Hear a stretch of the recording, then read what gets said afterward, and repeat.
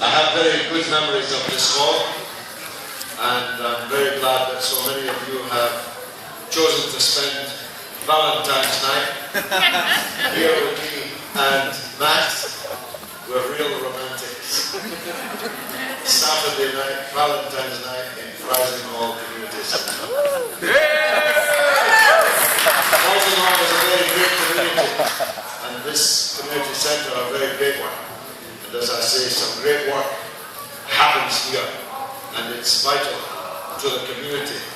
And playing host tonight to one of the most watched and revered television performers. But enough about me.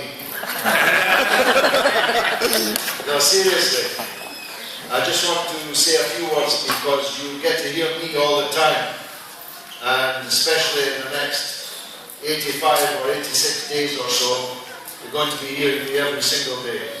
But you don't often get the chance to hear Max Keiser, at least not in the flesh. Though you can catch him 3 times a week on RT. Max is one of the most viewed television personalities in the entire world, having broadcast across the world for many years on many platforms. And I'll say more about that in a moment. First of all, I wanted to explain why I'm on a walking stick. You'll recall that in August I was attacked by a man wearing an Israeli army uniform who's now spending 16 months in a cold prison cell. The bruises quickly healed, but the back injury did not, and recurs from time to time, and it's just my bad luck that it recurred on Thursday night, and so I come among you with a walking stick, but don't be misled. It fires bullets. It's a James Bond walking stick. So if there are any ill wishers in the hall, do bear that in mind. It's been a tumultuous few weeks for me, for respect, for my colleagues, and for the Palestinian cause, which many of us hold dear. And I just wanted to say a word about BBC Question Time, because it leads neatly into Max Keiser and his personality. Many of you will have seen Question Time a week past Thursday in Finchley, in the London borough of Barnet, which is quite falsely described as a Jewish area. First of all, there are no Jewish areas any more than there are Muslim areas. There are no no-go areas for any British Member of Parliament. And if we were to so declare Bradford as one of those, where no Member of Parliament that we disagreed with could dare turn up for a television broadcast, you can imagine what the coverage would be. Secondly, the London Borough of Barnet does have 16% Jewish population, but it has 14.5 Muslim population. But there were no visible Muslims in the audience of Question Time, and many did try to join the audience, which is a subject to which we are giving some attention. Thirdly, many Jewish people support us on Palestine. Many Jews are not Zionists. Most Jews are not Israelis. And most Zionists are not Jews, and many of them don't even like Jews. We love Jews. We just hate Zionism, and we hate Israel. And we're not going to be afraid to say so on the BBC or anywhere else. The fact that the BBC handled Question Time in the way that they did is one of the main reasons why RT is such a valuable national resource. It's the fastest growing television platform in the entire world, broadcasting in English, in Russian, of course, in Spanish, in Arabic. It is the most watched television platform in the world, and those who try to marginalize it, who try to paint it as some kind of Putin platform, should know this, that there are far more people in this country admire President Putin than admire David Cameron or Barack Obama or any of these other political leaders in the world. Secondly, nobody tells me, and certainly not Max, what to say. Nobody at RT has ever said to me, you should say this, or you're not allowed to say that. That's for Max. Well, even his own wife, who's sitting next to him, doesn't know what he's going to say next, because he is a force of nature. And what is his nature? Max came from the world of high finance in Wall Street. He knows these bankers, I said, better than anybody else in the world. He's not against the capitalist system. He's just against crooks pretending that they are the capitalist system. He's against bankers who take us over a cliff by their recklessness, their greed, and in some cases their criminality. And he's against government that exists only for the benefit of bankers and at the expense of the many who are not bankers. Max is that rarest of things, an absolutely honest man who tells the truth as he sees it, who makes the call that he thinks is the right call.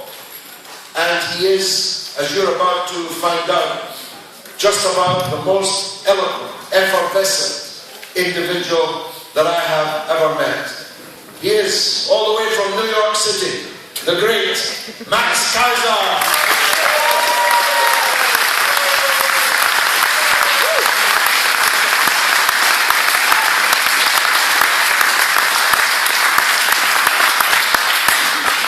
Thank you so much, George Galloway. Hello, Bradford! Next to Leeds! No. So I have to explain to you my knowledge of Bradford and Leeds. It goes back to when I first came here a couple of years ago. I met up with a fellow who explained to me that I needed to start following the Sheffield Wednesday football club. And I'd never heard of Sheffield Wednesday.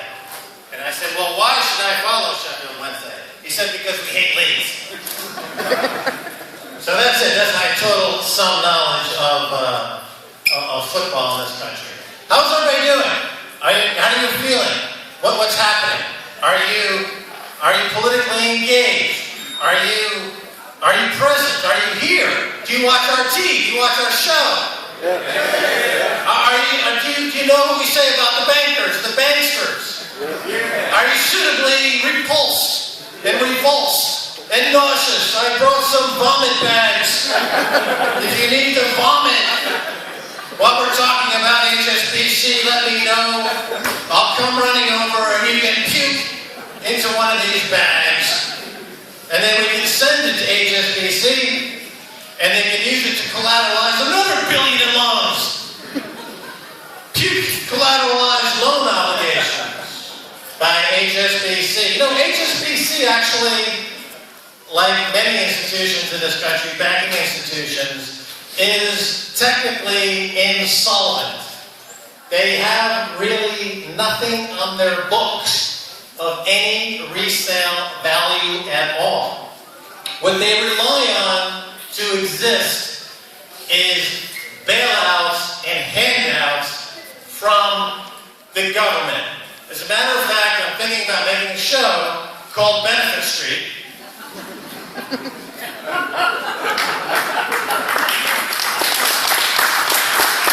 Starring HSBC, Royal Bank of Scotland, Lloyds, and Barclays. They rely so heavily now on these state subsidies that the entire discipline of economics has been turned upside down. If you listen to Mark Carney, who runs the Bank of England, he warns against what he calls deflation.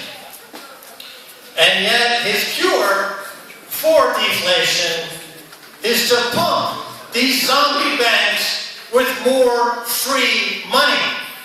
To keep these zombie banks alive, because they're technically insolvent. Without the free money, without the 0% interest rates, without the quantitative easing, these banks would have to declare bankruptcy. And they would go the way of the banks in Iceland. And they would be in jail. The bankers would be in jail because they committed fraud. Over and over and over again. Jail. Jail is the nice thing for these bankers to be experiencing. Look what's happening in Greece. Greece finally said, you know what? We've had enough of the Troika. We've had enough of the IMF. We've had enough of the EU. We've had enough of bankster-imposed terrorism, financial terrorism. And they have put into government now folks that are pushing back against these institutions. And they're saying, look, Greece, we're in Greece, we're bankrupt. Stop trying to steal the state lottery. Stop trying to steal the shipping lanes, the shipping business, the islands of Greece to pay off debts that we never are responsible for. You impose them from above. And to pay off these debts, you're seizing our assets. You're seizing the things we spend hundreds of years building, thousands of years developing. You're stealing them. What does this remind you of?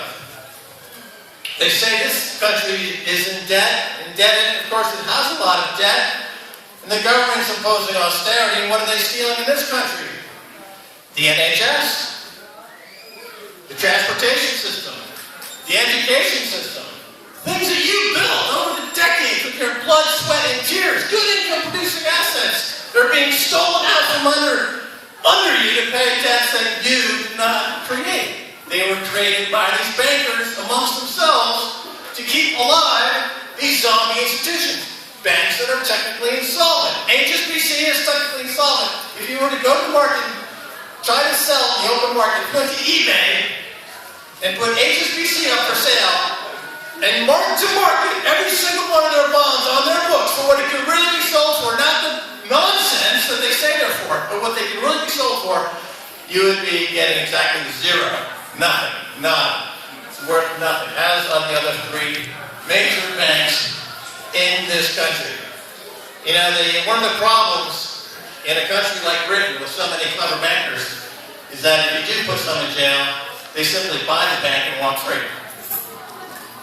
They just leverage the bank and they walk out. That's one of the problems.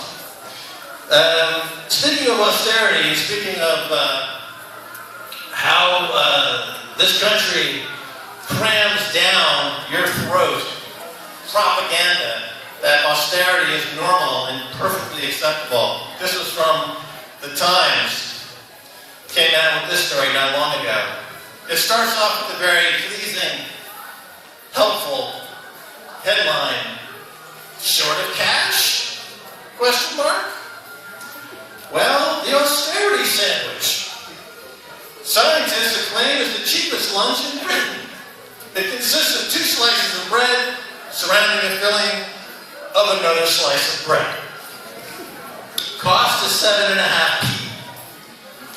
This was in the Times of London, explaining how you could get your way through the hard times of austerity. But let's change gears for a second and talk about what's happening in the U.S. because I know that in this community, there's a lot of pressure that's coming down from the media, from the politicians, who I think are unfairly characterizing this community in a very negative light. And I was amazed recently, and I'm curious what you think about this. I don't know if you've been following some of the media in the United States. But, and I too, I've been following George's career quite closely, and I was quite shocked at some of the recent episodes where he's encountered actual physical violence. Recently, on the very popular Fox News in the United States, there was a primetime episode in which their lead presenter, a woman named Judge Janine Pirro, said, quote, "We need to kill them." This is what she said on Fox News in prime time. Fox News Judge Janine Pirro speaks outrage with an unhinged rant about, quote, Muslim terrorists. She goes on to say, "We need to kill them. We need to kill them, the radical Muslim terrorists hell-bent on killing us. You're in danger. I'm in danger. We're at war. And this is not going to stop." This was on January 13th. On February 11th, this is the recent past. This is really happening in real time. On February 11th, 3 Muslim students shot dead near University of North Carolina, Chapel Hill. Police investigating Stephen Hicks for what they believe to be a hate-motivated crime. So here you have Fox News openly soliciting to kill people. Very short time thereafter, 3 students, Muslim students, are murdered. Now, what was the response by the media in America just 2 days later? CBS television runs a special report on, quote, "How to safely find a parking spot after 3 students murdered by Craig Hicks in an apparent dispute over parking spots." Police dismissed the idea that there was any religious hatred involved. So this is, in my view, part of what the struggle is about in terms of how the United States economy, which is in itself a Ponzi scheme that only functions in the capacity to wage war, is looking to wage war in any way that they can. And the media is so captive and so managed and censored that CBS Television News, home of Walter Cronkite, considered the standard bearer of news in America, would say 2 days after 3 people were murdered in what is obviously a religiously motivated hate crime at the behest of Fox News, which characterized this as an episode of a parking dispute. That to me goes beyond being nearly irresponsible. That to me means that there truly is a conflict and a tension, and we're on a serious path toward needing to resolve these issues. But in my view, ladies and gentlemen, in my view, it does come back to the economics, what I would call the economics of hatred. Because in the United States, economics of hatred pays. And this is carried over into the United Kingdom. Hatred is the fastest way to make money. Fear is the fastest way to make money. I know from working on Wall Street for many years that it's much easier to get somebody to motivate them to sell in panic out of fear and make a commission than to get somebody to buy something out of faith that they're going to be wealthier and have that hope. Hope never makes as much money as fear. That's why on events like the 1987 stock market crash or other like events, stockbrokers make out like bandits, because that kind of sudden influx of panic and fear drives all kinds of markets to extremes, and this is where the professionals on the inside are making most of their money. So there's a motivation to create chaos. There's a motivation to create fear because it's profitable. And that's the economics of hatred and the economics of fear. And that's what I see in this current coalition government. That's what I see in all the parties in the UK, is that they're pushing this economics of fear. They don't want people to take a step back and think, you know what, maybe it doesn't make sense that interest rates are being driven to zero and I get nothing on my pension returns. I have no savings. I'm being panicked into participating in all manner of schemes and buyouts and leverage buyouts and restructurings that make no economic sense whatsoever. The costs for me are going up. If the government and Mark Carney is saying the problem is deflation, let me, by a show of hands in this room, how many are experiencing prices that are deflating and going down. At the end of the month, are prices that you're charging your grocery bill, are your costs or your monthly expenses, are they going down by a show of hands? Or are they going up? Show of hands. Well, so what do they mean when they say that there's deflation? Well, there's deflation on the balance sheet of these banks when their bonds are collapsing because they're worthless, and it requires them to print lots of money to bail out these banks. And oh, by the way, there's a corollary to that, and that is that your purchasing power for your British pound, it goes down, and wages, of course, are not going up. Wages are flat, and wages are going down. So when you add that all together, you end up with lower and lower living standards and more tension. And to shift blame from the bankers who are engineering this financial nightmare, they stir racial hatred and fear, and they do it in the U.S., and they do it here. But at the root of it all is this need to keep alive a system which has essentially died, is a corpse.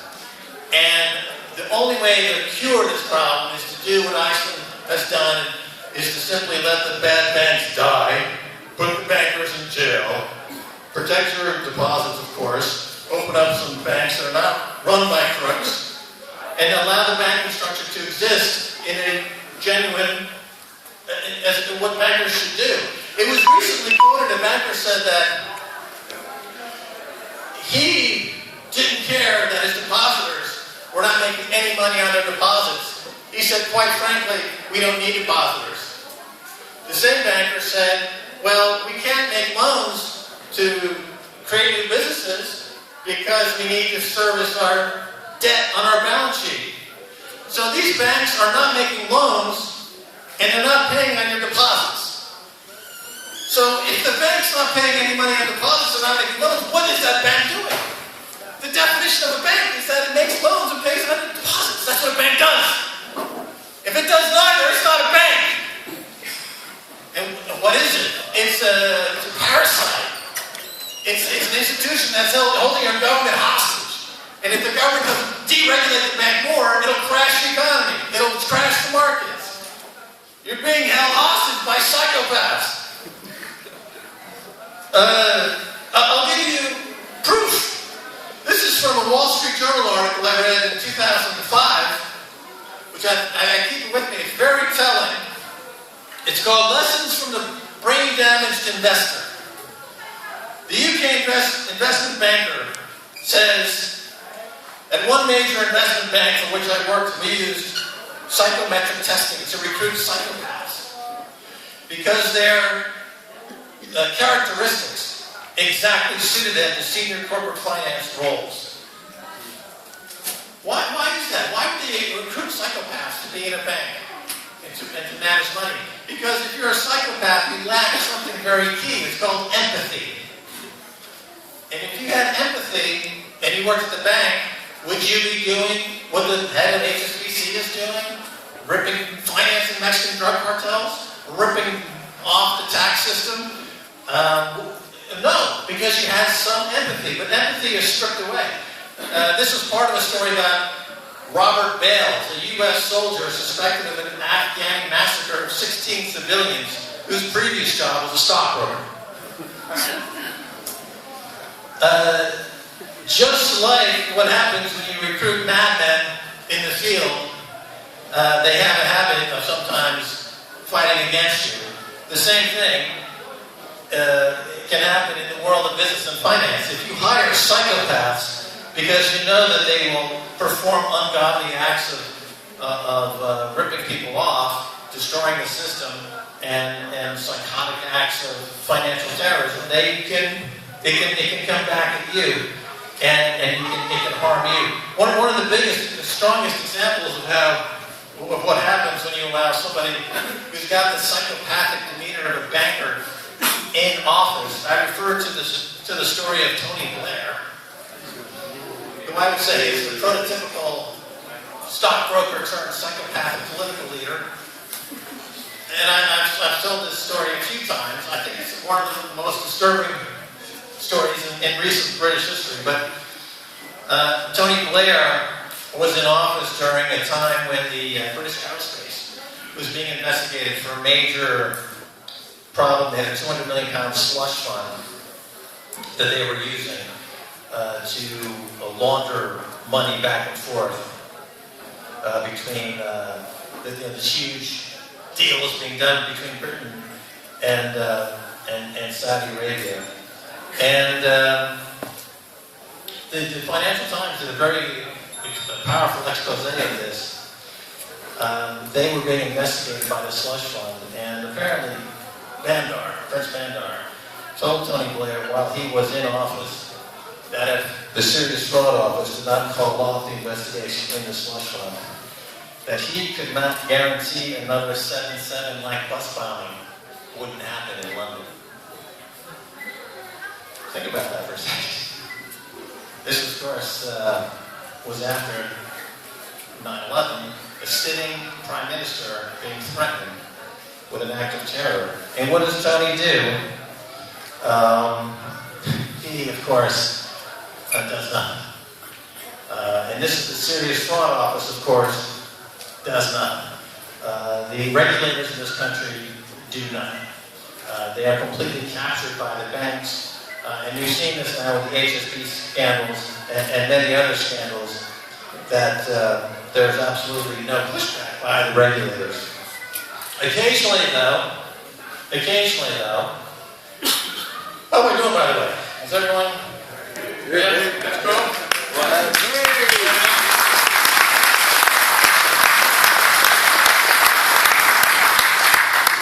Occasionally, you do see small acts of protest. Here's the headline: "That's the wrong kind of deposit. A Barclays bank customer poos all over the floor." A middle-aged man described as a well-to-do walked calmly into the branch of Barclays and started leaving non-monetary deposits on the floor in front of horrified customers. One eyewitness said the man looked calm but angry as he made his mess in the bank. Small acts of defiance. Small acts of defiance. So sometimes lead to more organized and bigger pushbacks. As we do have seen now in Iceland, and I think Greece is a major turning point in this banking recent history of the tension between the have-nots and the have-yots. How would I boil this all down to one equation, if you will, one point? And I think this quote from Warren Buffett, who's one of the richest guys in the world, says it nicely. He says, "There is class warfare, all right, but it's my class, the rich class, that's making war, and we're winning." And that's pretty much, I think, is a good way to look at the world from this point of view. There's a war going on. It's a class war. But it's coming from the top, and it's attacking the bottom. Now, how do the rich wage class war against the poor? And if you think about it, when it's the poor waging class war against the rich, famously in the French Revolution, you had decapitation. That was the centerpiece of the Reign of Terror and the end of nobility in that era. When it's the rich going after the poor, it's decapitalization. Decapitalization. Any way this class can decapitalize you, can remove your economic sovereignty, they will. Mostly, it comes from increasing debt. The more they can increase debt, the more you lose your economic freedom, your economic sovereignty, your voice. And, for example, in Britain pays every week 1 billion pounds of interest on the debt.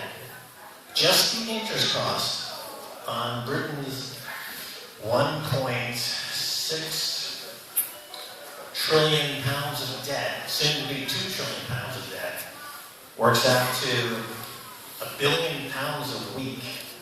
That's not money that's going into the NHS. That's not money that's going into education, infrastructure. It's going into debt service. Why is the country in so much debt? Is it because the economy is growing? Well, not really. Is the economy generating high-paying jobs, wage growth? No. The economy is producing debt. It's producing incredible amounts of debt, as is the U.S. economy. Historic amounts of debt. The total world indebtedness over the past, since 2007, has increased by $57 trillion.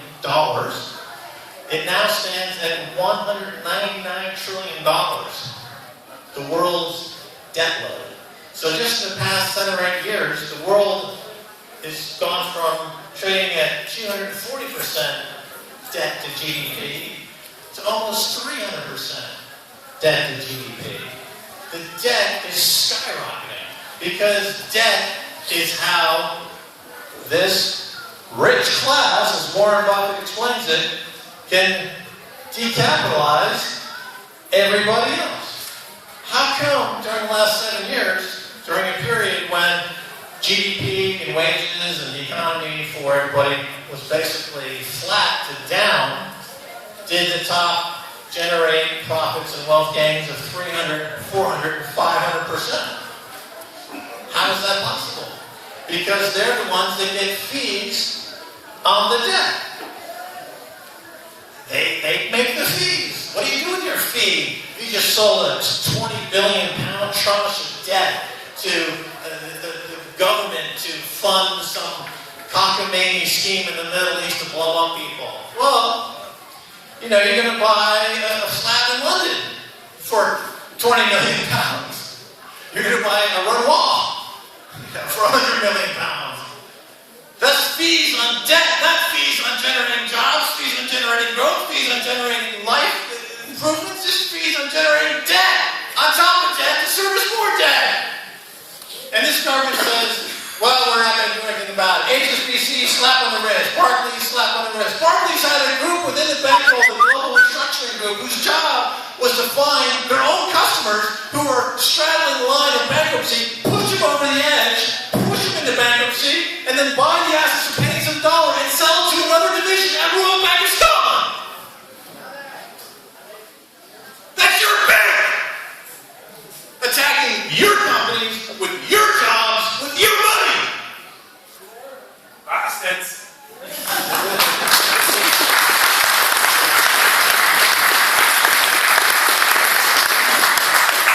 What's the solution from the government? Well, here's a great solution.